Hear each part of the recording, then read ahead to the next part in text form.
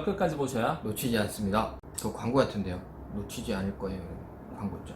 그렇죠. 왜냐면 이제 저희가 얘기를 하다 보면 뭐 조금 준비는 하지만 두서없이 얘기하다 보면 이제 핵심 내용이 후반부에 있는 경우가 상당히 많은데 영상 중간에 끊으시고 못 보신 분들 같은 경우에는 끝에 한번 밀어가지고 뭔 얘기하는지 보시고 별 얘기 없으면 끊으시고 만약에 내용이 있으시면 끝까지 좀 보시는 게 유용하실 것 같아서 말씀을 드렸고요. 오늘 저희가 준비한 내용은 이제 그 농업법인 설립할 때 자꾸 받는 질문 중에 하나인데 과연 자본금을 얼마로 해야 되느냐 이 질문이 많으세요.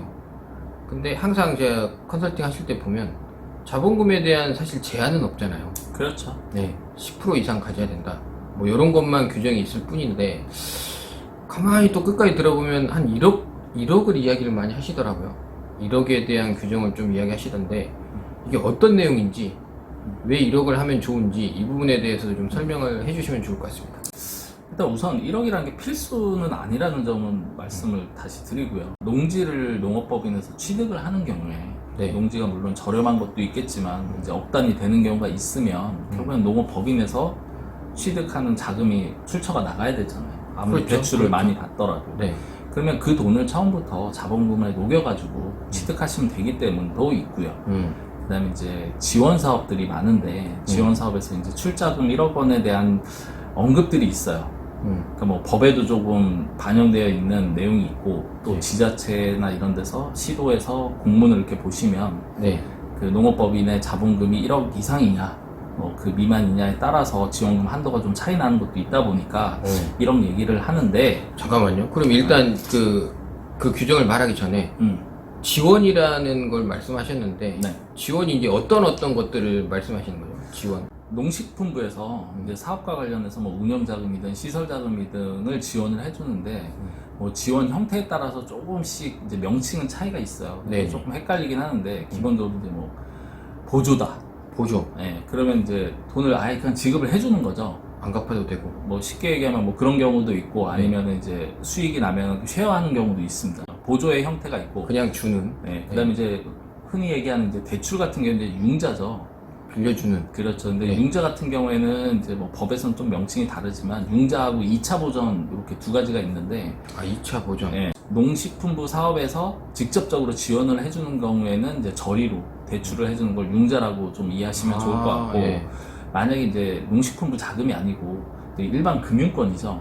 금융권에서 대출을 받는데 이자가 비싸면은 운영이 어려우니까 이자를 좀 보존해 주는 거 이런 건 이제 2차 보전이라고 하고요. 이자의 차이를 보전해 주는 거? 그렇죠. 그렇게 하는 방법이 있는데 어찌됐든 결론적으로는 이제 대출 형태가 있고 그 다음 보조금 형태가 있다 정도로 이렇게 이해를 하시면 될 것 같아요. 그러니까 저희 보면 이게 안 잡힌다. 금융권에 안 잡히는 대출이 있다. 이게 그 융자네요. 그렇죠. 그러니까 농식품부 입장에서 보면 융자라는 건 자기네들 직접 해주니까 그건 이제 금융기관은 아니잖아요. 농식품부가. 그러니까 정부에서 지원을 해주니까 융자라는 형태를 쓰는데 우리가 또 일상생활에서 보면 은행에서 대출받는 것도 융자거든요.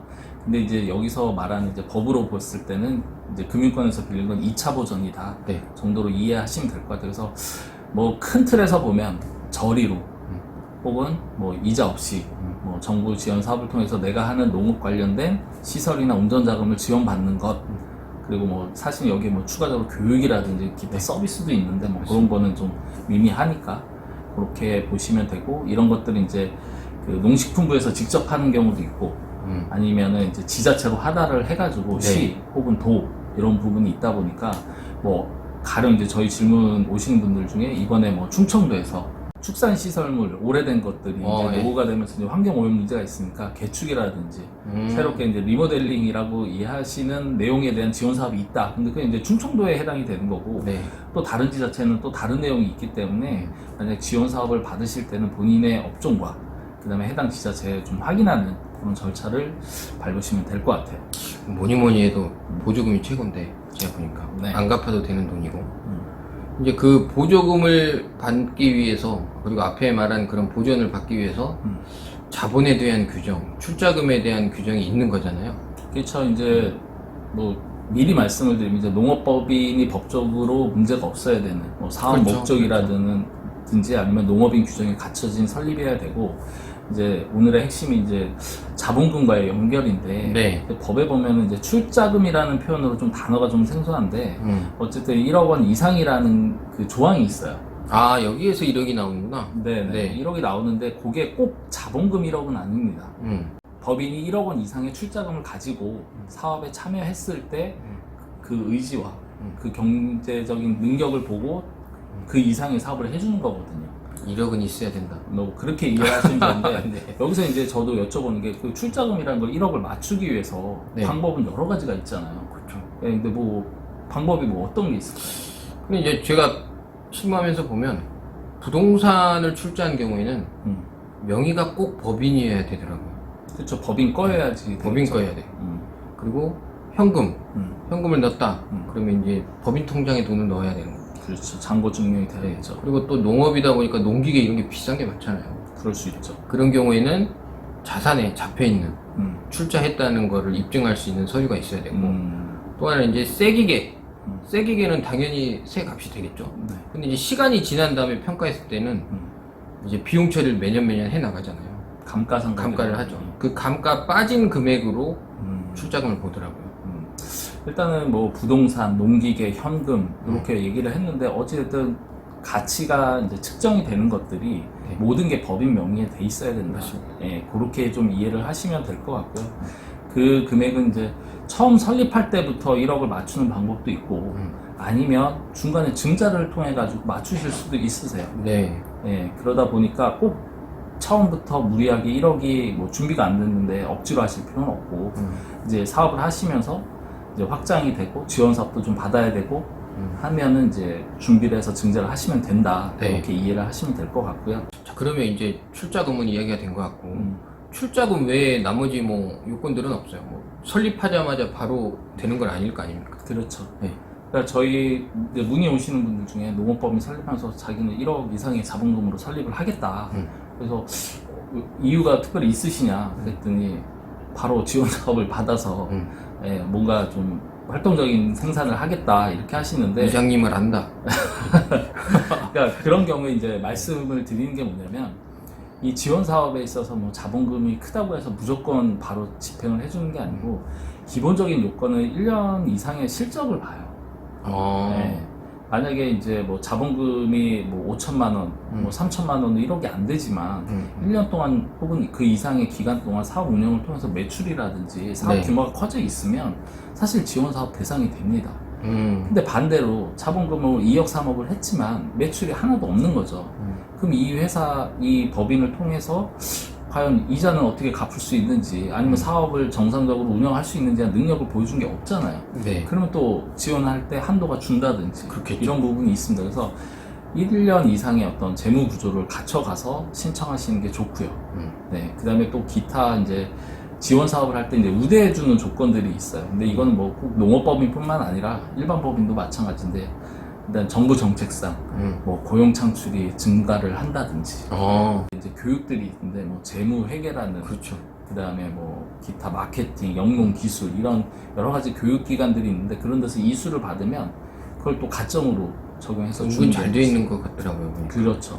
뻔한 얘기처럼 들리실까봐 말하기가 좀 그런데 복불복은 아니고 실제로 농업법인이 아닌데 뭐 10억 이렇게 지원을 받는 분들도 계시고요. 네. 물론 그건 다른 요건이 해당이 되기 때문에 그런 거고 반대로 농업법인이지만 지원금이 작은 경우도 있고 뭐 다른 탈락 사유로 인해서 안 되는 경우도 있고 그런데 그런 것들은 조금 지자체와 협의를 하셔가지고 그 지자체에서 우대해주는 사항을 보셔야 될 것 같고 이거는 이제 과거 영상에도 한번 말씀드린 것 같은데 농업법인을 설립하시고 네. 근데 농업법인의 소재지를 중심으로 해서 신청을 하는데 네. 요즘 지자체들은 그 농업인 요건과 혹은 대표자의 요건이 그 지자체에 해당되는 곳에 거주하는 요건들도 따지세요. 네네네. 그래서 그거는 완전 범죄와의 전쟁이네. 왜요? 남천동 살제 이거 아니에요, 그거 좀. 그게 무슨 말이야? 내가 이거 이제 핵심적인 이유는 이제 농업법인이란 거는 사실 강원도에 설립하고 전라도에 있는 농지를 가지고 농업 활동할 수 있는 거잖아요. 실제로도 가능은 당연하죠. 하죠. 예, 그러면 아니 삼성도 뭐 미국에서도 80 이런 거 아닙니까? 아, 그러니까 너무 크게 가는 것 같은데 계속 너무 그러니까 세계화하자는 거지. 예, 법인이 위치하는 네. 곳과 뭐 좀 원격지에 있는 부동산, 농지나 이런 걸 가지고 사업을 영위할 수 있다. 그런데 이제 지자체에서 지원 사업을 할 때는 아무래도 관내에 있는 농업법인 그렇죠. 혹은 실질적으로 그 소유자나 대표자가 관내에 있는 분들한테 우선 대상이 되는 거기 때문에 그런 요건들도 갖추셔서 아셔야 된다는 거고, 왜냐면 이제 지원 사업에 조금 이렇게 포커싱이 돼 있으신 분들 같은 경우에는 농업법인을 그러니까 질문이 이렇게 우회적으로 오세요. 이렇게 하면 될까요? 저렇게 하면 될까요? 하면서 뭔가 원하시는 것 같아. 근데 결론은 뭐냐면 본인은 뭐 예를 들어서 농업인은 아닌데 농업 지원 사업을 받고 싶다든지, 아니면은 내가 농업법인이 위치한 곳은 뭐 경기도인데 전라도에 농지가 있어서 그쪽에서 지원 사업을 좀 받을 수 있을까 뭐 등 이런 얘기가 있는데, 사실은 그런 부분들은 이제 지자체에 공문을 자세히 들여다 보시면 가점 요소 네. 혹은 탈락 요소가 있으니까 한번 보시면 좋을 것 같고요. 일단 또 매년 바뀌어요. 네. 올해 예를 들어서 우리 지역에서 이 사업에 대해서 지원을 해준다 라고 해서 했는데 본인이 요건이 지금 안 되는 거죠. 혹은 뭔가 문제가 있어가지고 내년에 네. 해야 된다고 할 때 그 지원 사업이 내년에는 없을 수도 있어요. 네. 그거는 이제 바뀌는 거기 때문에 중점 사항에 대해서도 좀 체크를 하시고요. 그러니까 이건 비단 농업뿐만 아니라 다른 것들도 보조 맞습니다. 사업이 많이 있잖아요. 그러니까 그렇죠. 이런 규정들은 철저하게 좀 확인하셔서 진행해야지. 음, 왜냐면 어차피 경쟁이고 음. 그 정해진 재원 내에서 받는 거잖아요. 그렇죠.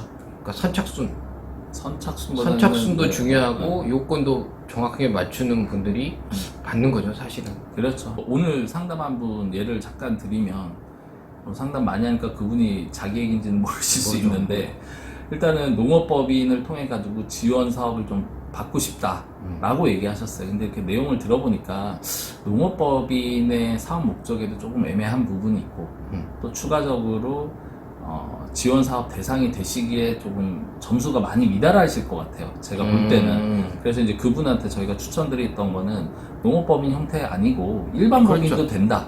그리고 일반 법인을 지원해주는 각종 뭐 금융기관이나 지원 사업이 있으니 그걸 활용해 보셔라. 이렇게 말씀을 드렸으니까요. 네. 본인의 사업 목적을 준비하신 다음에 거기에 따른 지원 사업을 찾는 게 맞지. 네. 반대로 지원 사업부터 찾고 거기에 맞춰서 사업하시는 거는 조금 하다가도 문제가 될 수 있으니까 참고하시면 좋을 것 같습니다. 네.